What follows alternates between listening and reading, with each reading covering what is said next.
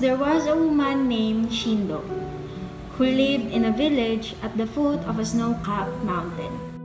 Her husband had died and she had no children, so she was very lonely. And she was always tired too, for she had no one to help with the chores.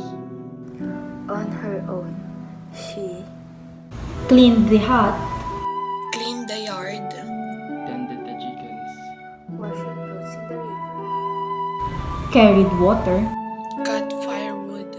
and cooked her solitary meals. At the end of each day, Shindo gazed up at the snowy peak and prayed. Great mountain spirit, my work is too hard. Send me help. One day, Shindo was weeding her field by the river, where she grew vegetables and bananas and gourds.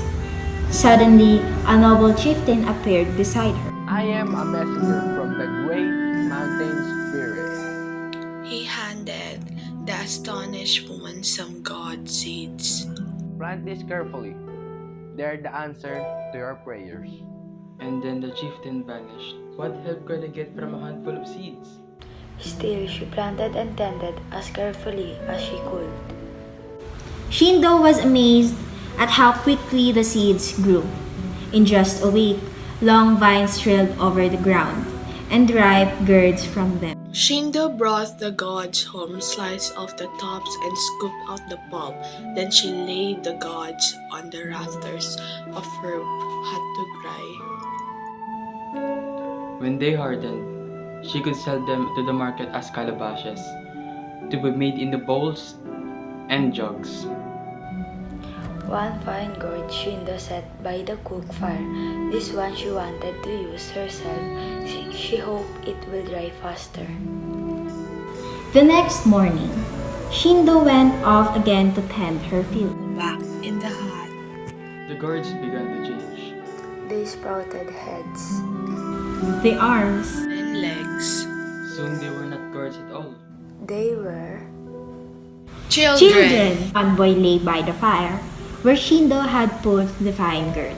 The other children called to him from the rafters. Come help us. We'll work for our mother.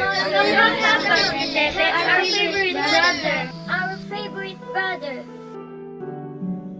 Kitete helped his brothers and sisters down from the rafters. Then the children started quickly on the course. Clean the hut. Clean the yard. Feed the chickens. Wash the clothes. Carry water. Cut the wood. Cook the meal. All joined in, but Kitete. Drying by the fire had made the boy slow-witted, so he just sat there smiling widely. When the work was done, Kitete helped his brothers and sisters to climb back to the rafters. Then they all turned again into gourds. The afternoon, as Shindo returned home, the other women of the village called her. Who were those children in your yard today? Where did they came from? And why were they doing your chores? What children? Are you all making fun of me? When she reached her hut, she was astounded. The work was done and even her meals was ready. She could not imagine who had helped her. The same thing happened the next day. As Shindo had gone off, the girls turned into children. Heads, And arms. And legs. The ones on the rafters called out. Tete, come help us. We'll work for our mother. Come help us, Tete, our favorite brother. Our favorite brother. Tete helped them down and they did all the chores. Clean the hut. Clean the yard. Feed the chickens. Wash the clothes. Carry water. Cut the wood. Cook the meal. Then they came back to the rafters and turned again into gourds. One more, Shindo came home and was amazed to see the work all done.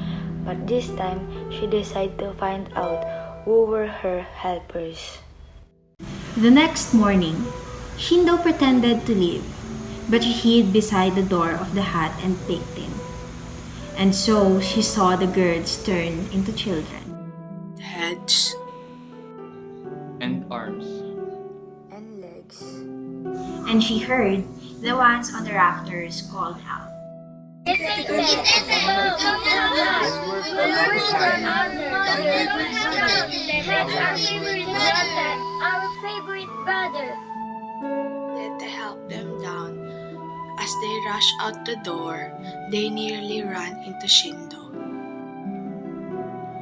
She was too astonished to speak, and so were the children's.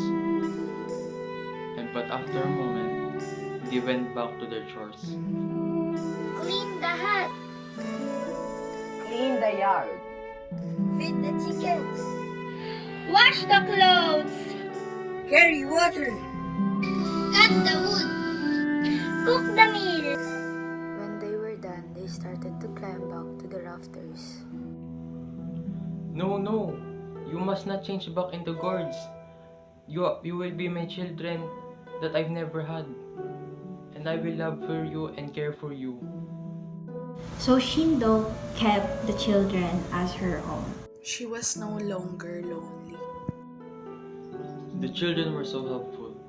Soon, she became rich with many fields of vegetables and bananas and flocks of sheep and goats. That is, all were helpful, but Kitete, who stayed by the fire with his simple-minded smile. Most of the time, Shindo didn't mind. In fact, Kitete was really her favorite because he was like a sweet baby. Sometimes she was tired or unhappy about something else, so she would get annoyed and yell at him. You useless child! Why can you be smart as your brothers and sisters and work as hard as they do? Kitete would only grin back at her. One day, Shindo was out in the yard, cutting vegetables for a stew. As she carried the pot from the bright sunlight into the hut, she tripped over Kitete. She fell, and the clay pot shattered. Vegetable and water streamed everywhere. Stupid boy! Haven't I told you to stay out of my way? But what can I expect? You're not a real child at all. You're nothing but a calabash. At the very next moment, Kitete was no longer there. In his place was a ground. What have I done? I didn't mean what I said. You're not a calabash. You're my own darling son. The other children come crowding into the hut. Oh children, please do something. They look at each other at a moment. Then over each other, they climbed, scampering up to the rafters. When the last child had been helped up by Shindo, they called out one last time. Come help us. We'll work for our mother. Our favorite brother. Our favorite brother. For a long moment, nothing happened. Then slowly, The gourd began to change. It sprouted ahead. Then arms. then legs. At last, it was not a gourd at all. It was.